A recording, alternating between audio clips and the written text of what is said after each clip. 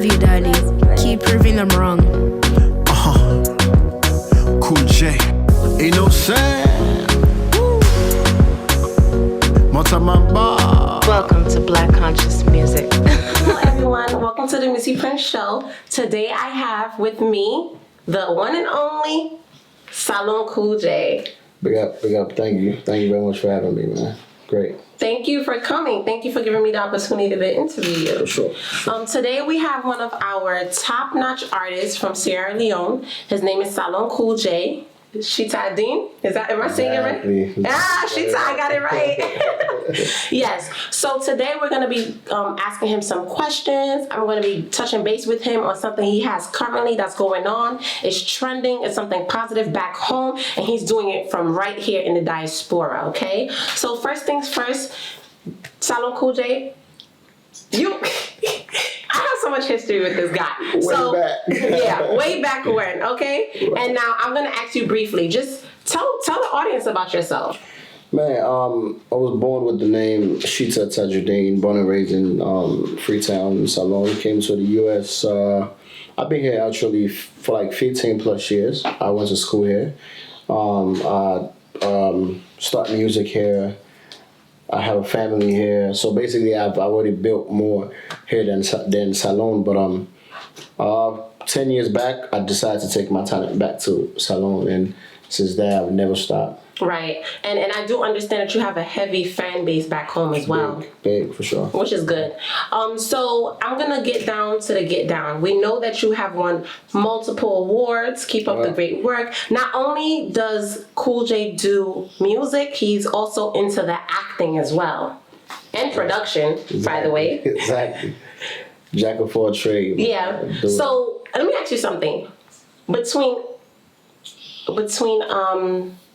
music and behind the scenes, directing and acting, which one do you like the most? I think when I'm directing, it's kind of fun. I vision things different. You know what I mean? I just look at, okay, you can say, I love to control.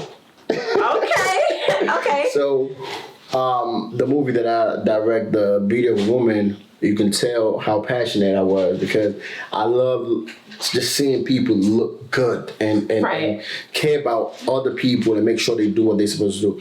So when they come about behind the scene, I love behind the scene, but again, I love being the scene. Right. You know what I'm saying? I love that. Me, I love my name. I love my face to be right there. Okay, so would you say that you could consider yourself conceited? A lot of people said that. Well, what do you consider? How do you feel? No. The Missy Prince Show is not here to judge. It's just a question. Because outside looking in, one can say that you are self-centered, or one can say that you are conceited. But in a way as well, you are trying to gravitate towards what our Sierra Leonean entertainment needs. So do you feel that conceited or self-centered are ways to consider yourself? I'm conceited because I feel like everybody should love themselves first. Okay, I hear you. Okay. But self-centered, I don't think I am because I love watching other people grow. I love giving people a chance. Okay. Like the movie I did, none of the cast have ever done a movie before, but I still put them out there in the spotlight, and I'm doing Cool J Rap Battle as you was mentioning. Right. That we're going to talk about. So I'm not self-centered. When you self-centered, it's like when you're not really caring about how other people is and how other people feel. You're just doing you. Right. I'm considered because I think I do have a reason though too. Okay. All right. Well, I'm not going to be biased. I'm going to speak on a mutual term. Right. I am a testimony that you do like to see people grow. I've worked with you personally, and I am also one of the actresses that was on Beauty of a Woman, Faith, and I can tell you that I had no idea what I was doing. Right. And you know, it was a role that was played amazingly, but I didn't know what I was doing. So I am a testimony that you do like to see people grow. Right. Now with the self-centered, I'm not sure about that wagon. Okay, so when you're talking about the DMV area, them loving you gaining your popularity. Man, when it comes down to the DMV, as you know, I start my music 10 years back, you know what I mean? And I was with a group called Italione.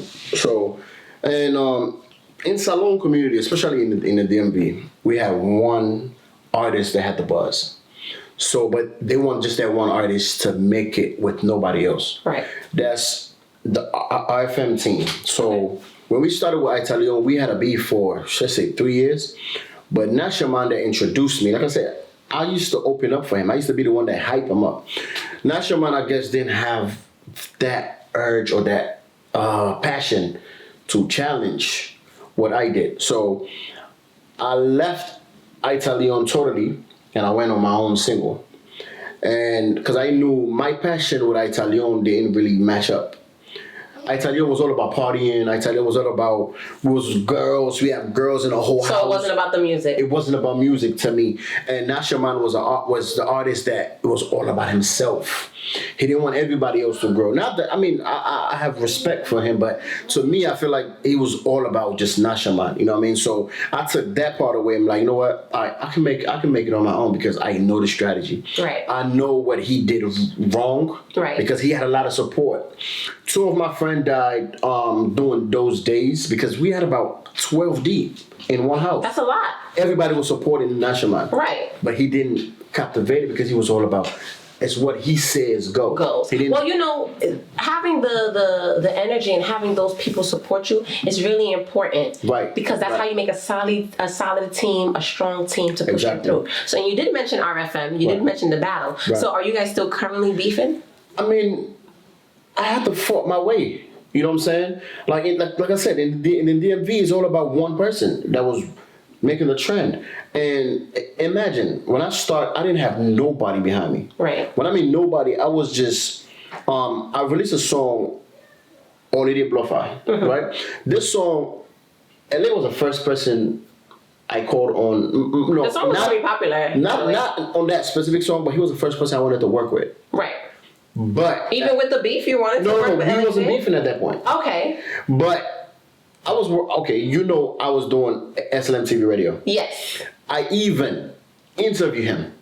Okay. Way back. So I'm feeling like, you know what? Now I start doing music. I've done something for him. Let me reach out to him if he's gonna do something for me. Okay. Stood me up like twice. All right, book the studio time. Wow. We're gonna get it done. Never showed up. All right, cool. You know me. I'm still gonna keep You're getting it from the Missy Prince show. And it's the first time I'm really explaining this, right? It's explained right here on the Missy Prince show. So he stood you up twice for the collaboration. Twice. I sent him the last man. I'm like, yo, bro, what's up? If we ain't gonna do it, you're not gonna do it. It's right. You acting like I'm begging. And it wasn't gonna be free. I was gonna pay you for. But like I said, his team was trying to market just him coming from the DMV. Understood. You know what I mean? So I was in the studio one time, then Cal, and it was before Cal. Cal had that momentum going on in Salone, and he was about to get married. I was in the studio, me and a friend, Jesse, we were like, you know what? Let's feature Cal. Let's see what Cal would say. Mm-hmm. Cal respond, yo, send the shit through. Because you know why? He know I'm from the DMV. Right. So he knows if he do any song with anybody from the DMV, it's gonna challenge RFM. People's gonna listen to it. Yeah. So Kyle was like, all right, he accepted. But again, it was business because I wasn't gonna ask anybody for free. Send the beat to him. The concept was dope. Holiday Bluffer. And Kyle felt like, I can talk a lot on this record. Yeah. But my intention, it was never to beef LA or RFM. Right. But he's gonna take it that way. Of course he did. Right. So when Kyle did his verse, the verse leaked before I even heard it. Wow. So when I'm just home, this is a lot of heat. Yo, I'm chilling at home and I just got a call from LA DJ. His DJ here was like, Sammy, what are you doing? DJ Nice. I'm calling names so people can know that it's real. Right. Because they can watch it and say, oh yeah, it happened. Yeah. DJ Nice was like, man, what's you to do? I'm like, what? He said, man, now you to go team up with Cal to beef LA and we all in the DMV. Wow. So it just started off of just, listen, I want to feature you. You stood me up twice, so I'm moving on to the next. So I moved on to whoever was hot at that moment. Right. And it just, it was Cal. So I asked, right away I called the producer. Like, yo, I need the record. Yo, this is the funniest thing happened. He sent me the record. but I never listened to the outro of the record. So I was listening to the record, like, Cal's verse was like, Mayed Bakuno, like he was just throwing the shots at LA directly. Yeah. But when you listen to my verse, I'm having fun with the song. It, yeah. But because if I knew it was a beef song, I was gonna go at LA if I knew it was a beef song. Okay. But I was just having fun, only they blow fire, push go far, like those type of verse. It wasn't even like a personal verse. So cut the story short, the song was all over the place. And I'm like, yo, damn, why? Because of RFM, Black Leo took the song as Cal already signed me. So I'm a part of Black Leo. So they took it made it, the song itself, the story behind itself, made and created its own controversy. Exactly. Okay. So Cal now, he was like, I end up listening to the outro a week. Because people keep talking about the outro, and I'm like, what are y'all talking about? Right. Cal not gonna do outro on my record. Yes, he did. Oh, yes, he did. So the producer, which was Paul Packins, they love that type of, because he want his. He want a hit. Yeah. That's his song. Right. He produced, so he want a hit too. It's a pyramid. He wants a hit as well. They put it all together, let it out without even me listening to the record. Wow. So then I went back and I listened to the record. I was like this. Okay, so that's where your hate in your own town of the DMV started. Yeah, because of the fame stuff. The fame. Okay, so now we talk about that area, which is only 3 states of the United States. Right. But you continue to succeed, continue to accomplish things, and you continue to build this hate. Right. How are you and JQ? Salone JQ, since we're talking about hate. Now this is another town that is now beefing with you. Well, me and JQ, I wouldn't say it was a beef. I wouldn't say it was a hate. So it's settled. Funnily, yeah, of course. Me and JQ. So you beef? Yeah. Very good. But just a backstory. The way Holiday Bluffer and to make me who I am today, that people start knowing, like, okay, damn, that's Cool J. You know what I'm saying? Right. Even in Salone. First of all, RFM, they was always talking like, man, they no go ever make an Salone. That was the old bragging. You know, when it was the sheep come to car in Salone, it was like nobody else in the DMV will ever make it there. Salone. Okay. It became controversial when LA was even, say, I don't want to say the word on camera, but they feel offended. Okay. To where fans was like, damn, who that lady Vex Paso? Right. It must be somebody. Right. But I didn't want to take the beef in Salone because his fan base was stronger. Okay. And if I took the beef in Salone, man, my life was going to be in jeopardy. Okay. And I have kids and family. Right. So I kind of like, I'm not going to do the remix of the song. I'm just going to let the song play it out. But then Black Leo fans transferred to me and support me and protect me all these years. I almost got stabbed. This is, like I said, first I almost got stabbed at the National Stadium. Wow. I walked to the National Stadium. I never knew how big I was. Yeah. I went to the stadium and all I see was boys with red bandana and say, yo, man, wow. Me man, now you do all of your blah, blah, blah. And I saw them going through their pocket. And all I see was a sharp thing. So I'm like, nah, hell no. I pretend they are just the American way. Me self act like say I have a gun. Mm-hmm. So I'm like this in my pocket. And the other people say, me man, you know one. So I'm like trying to pull something, they all ran. Okay. But I faked it. Right. You know what I'm saying? Right. But imagine if I didn't fake that. I could have been gone by now. So, but that beef, it wasn't really a beef because I didn't let it go. Right. I just but the JQ beef now. JQ beef was a lyrical beef because. Okay. Just to clarify. Me and JQ was cool. Me and JQ. Didn't you guys do a song? That's how I think fans start doing the comparison. Okay. Because I do recall a song. I do remember a song with you and JQ. Right. So I just didn't understand where. And now this is from DMV to now so Philly it was beef. a Philly versus Philly, yes. But how me and JQ start? Me and JQ would be on the phone for an hour and 2 hours just talking. Okay. That's our relationship. That's a good relationship. Yeah. So me and JQ, like right now, we haven't talked for like a year because he was in South Lane coming back. But I can call JQ right now. We will talk for an hour. Okay. Like, just try to catch up. But it was an ego that actually created that. Right. It was just a status. I put up a status like, You know, I don't think nobody can mess with me. JQ put up another status. Fans tag the status alone. Oh, God. And start comparing And his start lyrics comparing. versus But see, my lyrics. that's the beauty and that's the good and the bad of social media. Because now you have your fans looking at what you post, fans looking at what he posts, and now they're comparing and saying, they put inch pan themselves. Of course, that's what it was. They are they're throwing subliminals at each other in the American way, so to speak. I released a record a week before when I was about to get married. That's when I released a Adidas record for JQ. You know what? I do remember that. Yeah. I do remember that. He released one the day I got married. And I do remember that as well. And personally speaking, I was like, listen, this is not the time. You need to focus on your wedding. I remember you told me that. Yes, I'm like, this is not the time to do this. You need to focus on your wedding. This is for your loved one. Right. This is one thing you are doing outside of your music and entertainment. Right. That is for your family and your loved ones. Do not get into this. Because now the day of the wedding, this is what's being talked about. Do you know the favorite? I think that helps Cool J still. You gotta understand that. So when it comes down to a negative, don't be afraid of negativity. Right. I tell every entertainer that. As soon as you try to like, you know what? I want to be on the good side, then you losing something. Because sometimes people start getting to know you from the negative side and start working to the positive side. Right. So my wedding was already the talk of the town, and his market strategy was like, I want to be able to catch from that. He captivated from that event and from that day, which is why you believe that he chose that day? Yes. So you believe that JQ chose that day. So you believe that it was a marketing strategy? I was in the car when they're going to have marks. Can you imagine? I was in the limo. Boom. I check on my Facebook. Everybody tagging me. Oh, JQ dropped this song. Wow. Cool J. Dean was in the back seat. Oh, we calling names now. Dean was in the back seat. Dean was like, yo, man, just drop. I'm like, let me, let my Yeah. So his shots was like, to me, I really didn't, it not be shaking me.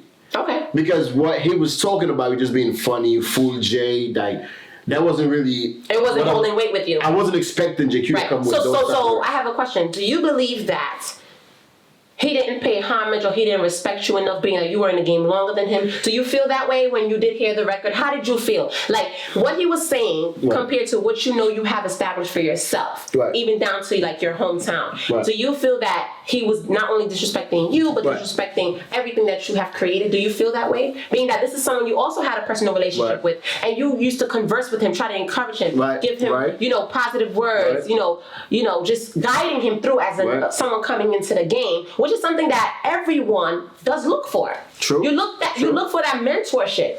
True. I mean, I can't say I introduced JQ, but I feel like I play a part. A lot of rappers didn't want to work with JQ because they feel like JQ thinks he get ego and he's proud. You know what I mean? A lot of rappers they can tell you whatever what if you just say Isabiga.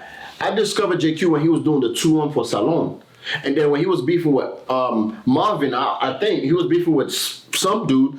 And then I'm like, okay, dang, you're nice. So I was on his side on that beef. Okay. That's how the relationship built. And then that's how DMV started knowing JQ. Okay. When We Got This, which I feel like We Got This will always be one of his big records. But he's a prideful dude. And I mean, I probably would act the same way. Okay. Because we match up. JQ birthday, well, my birthday is like 2 days Okay, so apart. you understand Virgos. that you guys vibe, you understand him, which is why you guys clash as well. We are Virgos. Right. And then that's the same way I feel like LA wanted me to be under him in the DMV that I didn't do.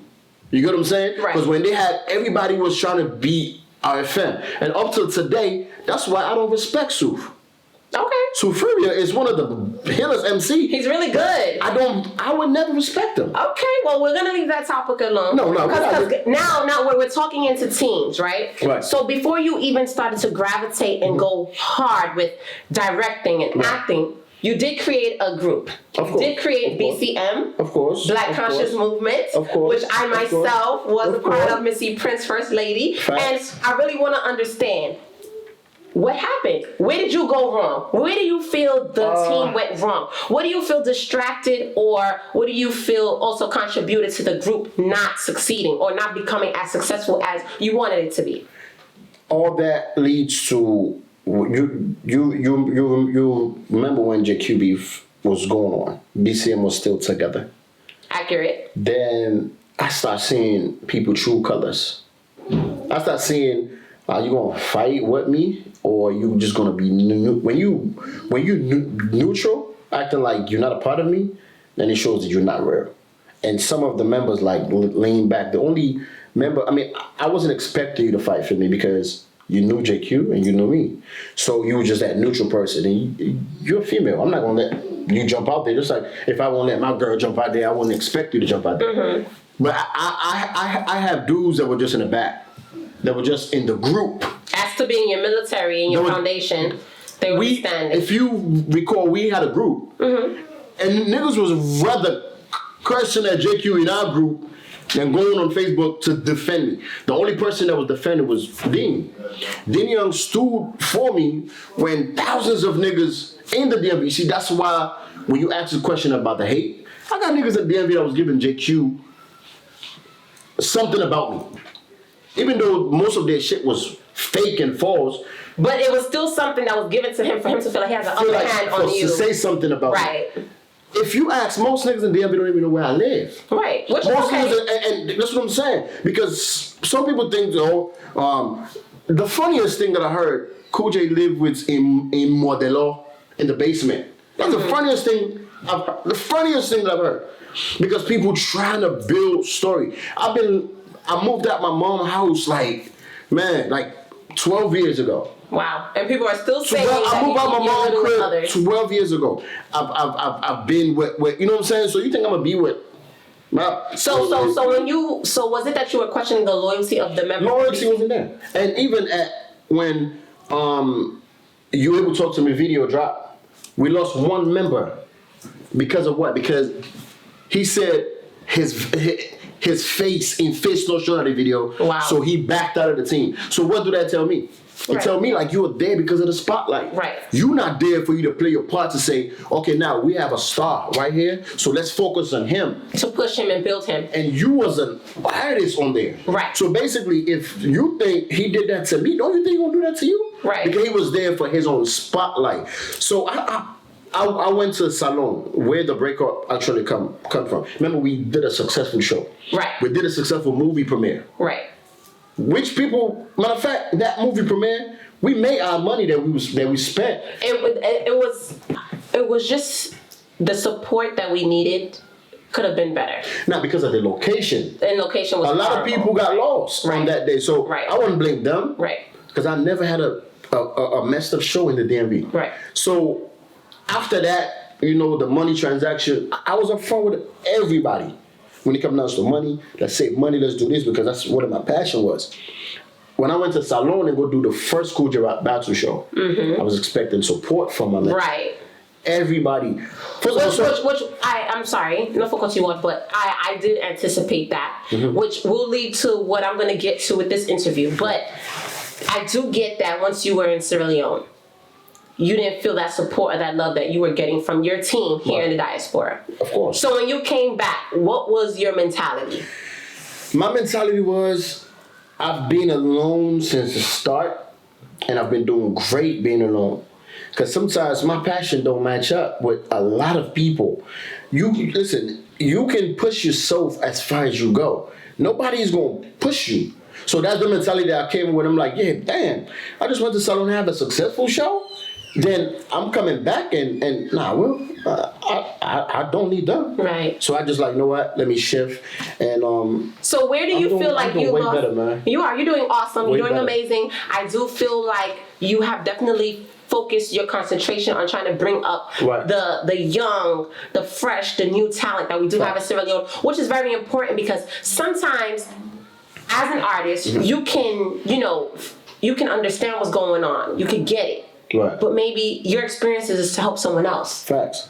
Your experiences are not always going to be for you to just be, the one old partner the game boy has been trying to make it. Sometimes you have to apply it in a different way to push someone else. And then they'll be like, oh, yeah, not Cool J, an artist. Oh, yeah, that's Cool J. Yeah, Cool J made that happen. Facts. So I do understand and I do appreciate and I do respect it. But I do have a question.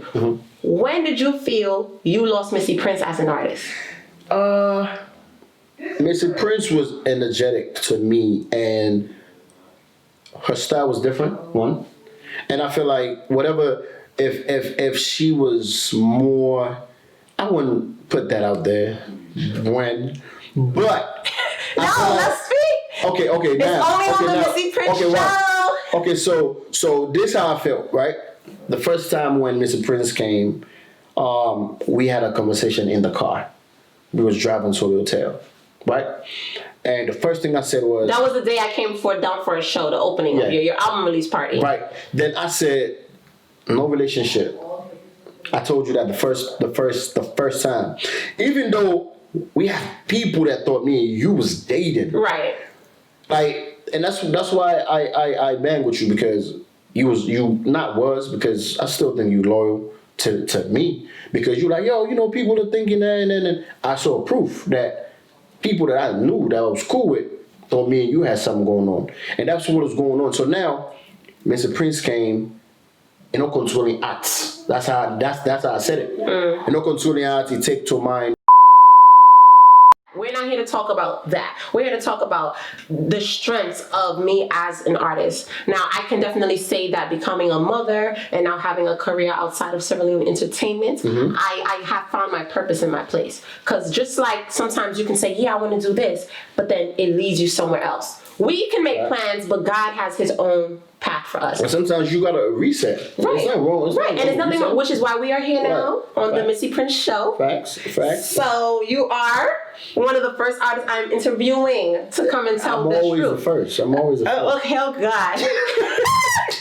So I say that to say now, right? The beauty of a woman, young and learning. Right. Where your platforms and your way to show your creativity as a director, as an actor. Right. Do you feel that that's something you're going to continue? People are still asking about Beauty of the Woman Part 2. Right. And it's so crazy because we shot this movie almost 3 years ago and it's now booming. Yeah. Now during the 2020, late 2019, people are now interested into the movie. Right. So is it something you're going to continue? Do you see yourself elevating people into the acting phase of your career? Right. Movies is something I like I said, I love to see people shine. And what you did in the movie was amazing. And what all the other cast, that was their first time into movies. Even the guys, that was most of their first time. So with that success of the movie, and like I told you, I wasn't going to give up on that movie for nobody, because I had a surgery. I was 2 years later, and I was still limping and still going on set, and I have to act and I have to direct. People don't know that. People don't know behind the scene of what we went through. Imagine 5 females. You got to control them with their scheduling. You was coming all the way from New York. Tish came in voice courts. Joe V was good. Coming from a party. Yeah. And I have to go pick her up, and Aisha, oh my God. So it was dealing with different personalities, and we was able to pull that movie off. So acting is not something I'm gonna let go, but I'm the type, I have time, I have timing. Okay. Now I'm working on the Cool J rap battle. Right. And I know I have a single coming out on the 23rd. Right. So now I'm already stationed myself to the end of the year. I know what I'm doing till December. Okay. And the rest is up to God. Right. And I've already planned ahead 2021. What record am I dropping January 1st? It's good. It's good to stay organized. It's good to stay structured. And I do understand that acting is not the end for you. That is awesome that you were able to answer that question, because there are people who have been eager, anticipating. Yeah. You also have the young and aspiring who wants to know how to come on board, because they have seen the platform it has taken some of the women who were in the Beauty of a Woman. For sure. So now we're going to get into the Salone Cool J rap battle. Right. Aside from the one that you did in Sierra Leone, you are able to conduct and manage and organize one from the diaspora. Right. That is a skill, because not only do you may not have a team that you call a name, but you do have a team back home who's helping you organize this. Right. You do have people who are behind you, behind the scenes, who are making sure things are being conducted properly. Wow. Promotion and everything is definitely something you have to consider. So now you're on your 3rd round of battling. Mm-hmm. Your first one and second one was a great success. Mm-hmm. I want you to know how you feel. What made you want to continue to do this rap battle? Well, doing the rap battle, I just thought about giving back. What way for me to give back? When it comes down to Salone, man, I feel like I'm in my own lane. I don't, and I always say that people thinking it's just cocky and proud. I feel like ain't nobody messing with me, what I've done, and sometimes it's hard for people to say it because they put me down from the start, and when somebody puts you down, it's hard for them to clap for you and congratulate you. I mean, not being racist, but white people would do that. Say, "Oh, my bad, I thought you was this person," but Sierra Leoneans, they're too proud enough to say, "Wow, I'm sorry, we misjudged you." Right. And that's what I've stand by. Doing Cool J rap battle, it's like I went to Salone and I've seen how these boys they support me. Right. I see how they dance in the street, fight for me. Right. Put clothes like stuff that happened. Some fans would take off their shirt, put it down, and say, "Walk on it." Right. So I've seen their supports that they give me, And the respect, right. The respect is it's like it's untouchable. And I'm thinking to myself, what can I do to even show that I appreciate you? That's why I came up with the Cool J rap battle. I took flight all the way here from Salone. People was asking me, "Man, you coming all the way to come do this?" Even a professional stage, professional sound system for the rap battle. Not for my show, but I did it. And when the boys in them came for sound check, you can see the shock in their face. Like, wow, did he do that for us? Right. I did that. I have them going to the radio station, doing a live radio station, going on TV without a battle even start. So I've already created stars. They've already seen their face before the battle start. The volume 1 was so successful that Bob G, they actually won. I did a song with him because that's where the packaging come from. I did a song, give him his money, expose him. He's signed by somebody now. Right. He's doing a record with Cal now. Right. He's big in his zone. Right. I'm not God. He's an underground rapper that tried so many ways. Right, but you gave him the platform. But nobody looked at him because he was scared that they're nobody good. Yeah. If we give him that chance, he might pass me. Right. But you know me from day one. I have the thickest skin and the confidence than everybody because I feel like whatever I have, whatever I've built, it's untouchable. So do you feel like now, especially, building what you're building, Right. do you feel that you are comfortable with being Right. the engineer and the pioneer and paving the way? Yeah. Is that the lane you're gravitating more towards now, especially with your experiences of becoming and creating your artistry at Salone Cool J? 100%. I feel like that's why I said they're not. I'm expecting more hate at this point. Okay. So you don't ready? No. It's like how Cool J's radio. I'm expecting and I'm receiving and I'm seeing it. Okay. Because guess what? If I'm doing something positive and people still not supporting, rappers still not even saying, "Yo, good job." What about if I drop a record? You think you're gonna support my record? And you can't even support to even share the battle. You can't even go on Facebook and say, "Yo, man." I reached out to people to say, "Do me a video drop." Rappers that I know, that I've done stuff for. Right. Yo, do me a video. Man, remember I was on SNM-TV? Yeah. Playing their songs. Right. Yo, do me a video drop. I'm about to have a Cool J rap battle. Not even about me, about the boys. Let's help them. None of them did it. Right. You know what? I still did it. People are so stuck, and some people feel like they don't have what it takes to have guidance or to put someone on. People, especially in the Sierra Leone community, and that's what we have an issue with as entertainers. We don't one hand washes the other ourselves. Facts. What's in for Batu One posting, it'll be all about that person, but then for them to return it, it's an issue. Right. So I do understand how you may have that conflict. Right.